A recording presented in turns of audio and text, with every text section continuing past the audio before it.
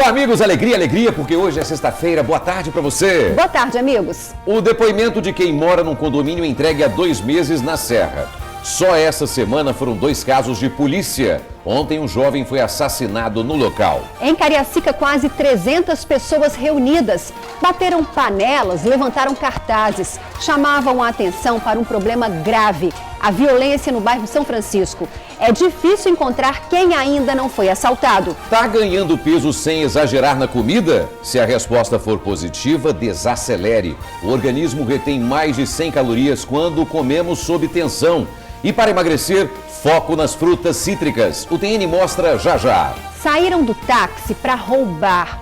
Os bandidos viram 2 senhoras saindo da igreja.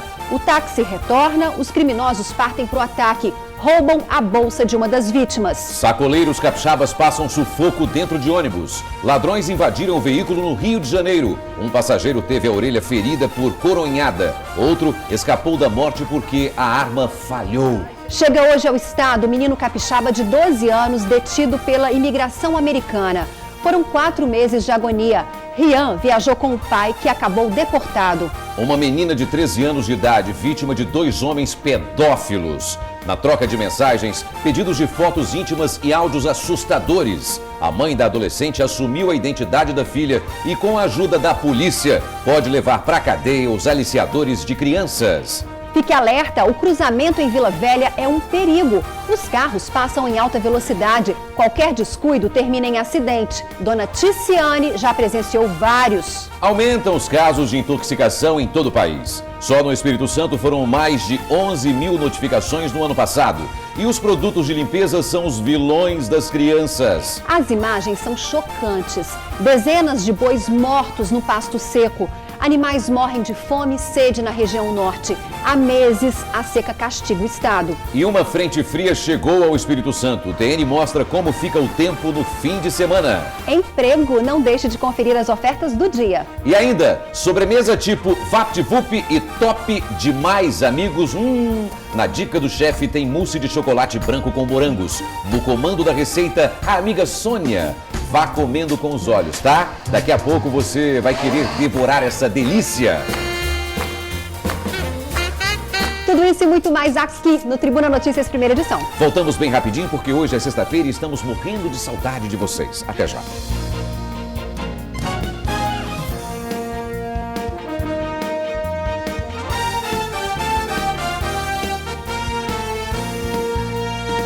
Viva a sexta-feira e muito obrigado pela sua audiência sempre, tá?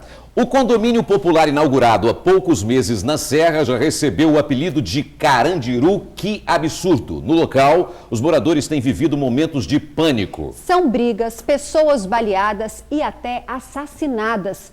Na noite passada, a vítima foi um jovem de 18 anos, morto de forma violenta. Muita gente, pouca conversa. Os moradores do condomínio Ourimar 2, na Serra, têm medo de falar sobre o que anda acontecendo por aqui. Eu me sinto segura, né? Com muito medo, né? Muito medo mesmo. Na noite de ontem, um exemplo das situações de tensão vivenciadas por eles no condomínio, que foi entregue há apenas 2 meses. Por volta das 10 horas, um jovem que visitava o local foi assassinado. Tiago Francisco Borges de Souza, de 18 anos, foi morto com 3 tiros. De acordo com o relatório da polícia, os jovens estavam sentados neste local quando os criminosos chegaram. Eram 2 e estavam armados. Eles foram direto na direção do Tiago e, após ordenar que ele não corresse, efetuaram os disparos. Mas, de acordo com o que alguns moradores nos disseram aqui no local, a história foi um pouco diferente. Eram 3 homens fortemente armados, encapuzados, que efetuaram mais de 20 disparos. O rapaz correu lá para dentro do condomínio, do 2, e entraram encapuzado com fuzil e executaram o rapaz também covardemente. Após os tiros, a brutalidade. A vítima, um auxiliar de mecânica, teve a cabeça amassada por uma tampa de bueiro. Uma outra jovem que estava no grupo também foi baleada. Em seguida, os criminosos fugiram por dentro do condomínio mesmo, deixando todos ao redor apavorados.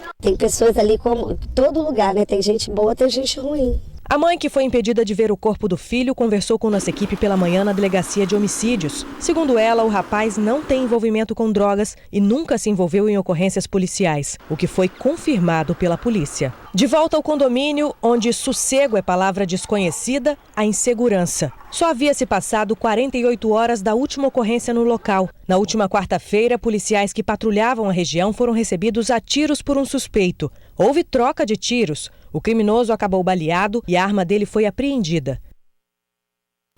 Nenhum suspeito do crime foi detido. A PM disse que mantém policiamento 24 horas e faz abordagens. Denúncias podem ser feitas pelo 181.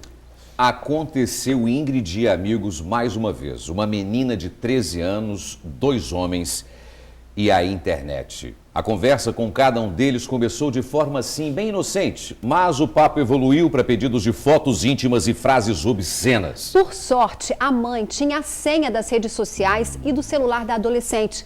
Descobriu o assédio e passou a monitorar a ação dos pedófilos. A polícia está procurando os bandidos.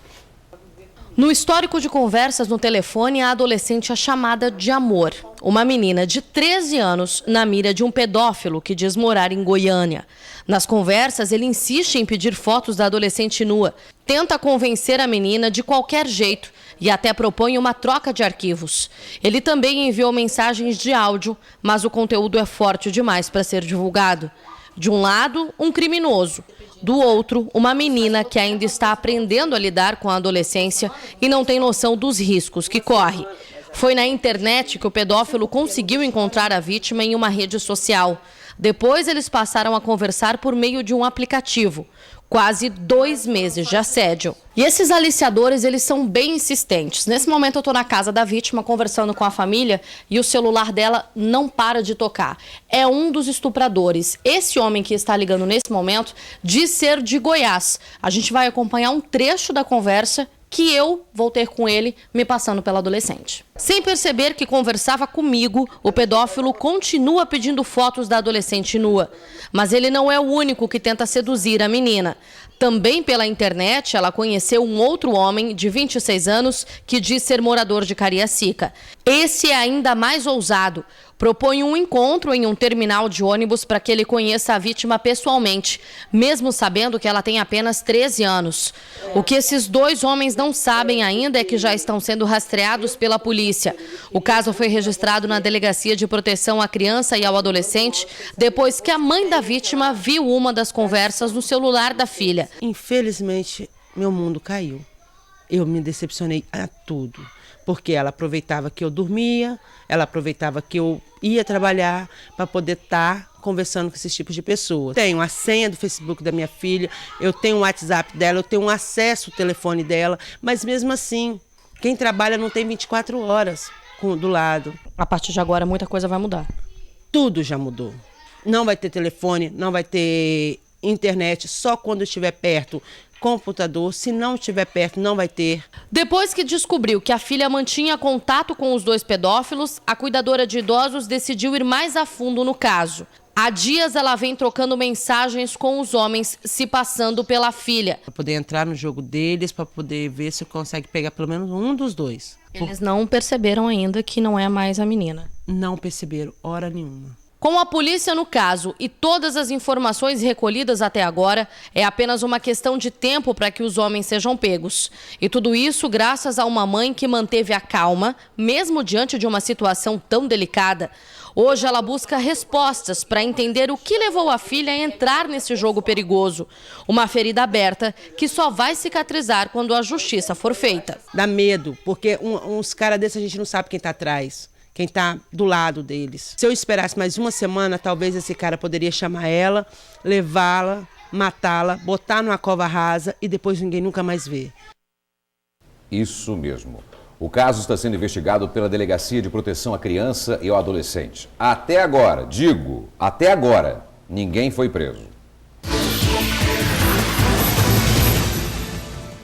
Finalzinho da semana com vagas de emprego para analista administrativo, gerente de manutenção, supervisor de meio ambiente, analista fiscal e gerente comercial. Gostou? Então faça o cadastro no site rhopen.com.br. Amigos, olha só, um ônibus com sacoleiros capixabas foi parado por assaltantes no Rio de Janeiro. Os bandidos foram violentos, chegaram a atirar contra um dos passageiros, mas a arma falhou. Um universitário de 21 anos que seguia para compras em São Paulo levou uma coronhada e ficou com a orelha ferida. Confundido com o policial, ele teve uma arma apontada para a cabeça. O bandido fez o disparo, mas falhou. Ele tinha dado um tiro pro teto e depois que ele deu o tiro na minha cabeça e mascou, ele deu um tiro na janela e a bala saiu. O grupo de sacoleiros saiu ontem de manhã do Espírito Santo e no início da noite teve o ônibus atacado por criminosos no Rio de Janeiro. Além do universitário, outro jovem levou coronhadas. Os assaltantes foram muito violentos. Chegaram a dar 2 tiros na lataria do coletivo. O prejuízo estimado é de R$150 mil. Olha, mais detalhes desse grave assalto daqui a pouquinho no Ronda Geral, coladinho com o TN. Um cruzamento onde já foram registrados 20 acidentes só esse ano. Motoristas passam a 1000 e não respeitam a placa de pare. Esse cruzamento fica no bairro Jabaeté, isso em Vila Velha. E a solução, segundo os moradores, seria a instalação de um simples quebra-molas. O cruzamento das avenidas Kuwait e Bélgica, no bairro Jabaeté, em Vila Velha, é mais conhecido como cruzamento dos acidentes. Na quarta-feira passada, o motociclista colidiu com a lateral de um ônibus que não parou. Resultado, várias escoriações e fraturas. Este foi o último acidente, mas não o único. Segundo os moradores aqui de Jabaeté, somente este ano mais de 20 acidentes aconteceram neste cruzamento. De mês em mês tem acidente. Quando não é meio de semana, é final de semana. E a gente quer alguma coisa pro bairro. A placa de pare orienta os condutores sobre a necessidade de observar antes de passar pelo cruzamento. Só que a maioria não respeita a sinalização. O medo dos moradores é que, além dos acidentes, a imprudência possa provocar mortes. É muito acidente, só que eu sei já uns 8 acidentes que eu corri e com gente bem machucado mesmo, entendeu? Estão vendo a placa de pare, mas não para, não respeita. E tem crianças na rua, eles passam chutado, contramão. A população de Jabaeté só vê uma solução: a instalação de um quebra-molas. Só o quebra-molas já resolvia alguma coisa, entendeu? Eu já moro aqui há 15 anos, entendeu? E até hoje nada foi feito aqui. Bom, a Prefeitura de Vila Velha fez mais uma promessa. Vai mandar uma equipe de engenheiros ao local para avaliar a reclamação dos moradores. Comprimidos que parecem balinhas coloridas. Embalagens de refrigerante usadas para guardar produto de limpeza. Um perigo. E dentro de casa, Ingrid e amigos, isso vira um atrativo principalmente para as crianças. Não é à toa que aumentou o número de vítimas de intoxicação. Uma criança pequena em casa significa cuidado redobrado, principalmente quando se trata de produtos de limpeza. A Lilian, mãe do João, que tem 1 ano e 4 meses, tomou algumas precauções para não correr o risco de ver o filho dela intoxicado. Tudo que ficava antes ao alcance, mais fácil até para os adultos pegarem, a gente isolou bastante dele, né? Produto de limpeza, produto de higiene. Outra preocupação da mamãe é com os remédios. Por isso, todos eles ficam dentro de uma caixa e também em um armário no alto. A ideia realmente é evitar. Eu acho que a prevenção é o melhor caminho mesmo. A Lilian está fazendo tudo certinho, porque com esses cuidados, ela não entra nas estatísticas do Centro de Atendimento Toxicológico do Espírito Santo, que em 2015 registrou mais de 11.500 notificações de intoxicação. E detalhe, dessas, 553 foram por produtos de limpeza. Uma das coisas que a gente chama muita atenção é a embalagem de refrigerante.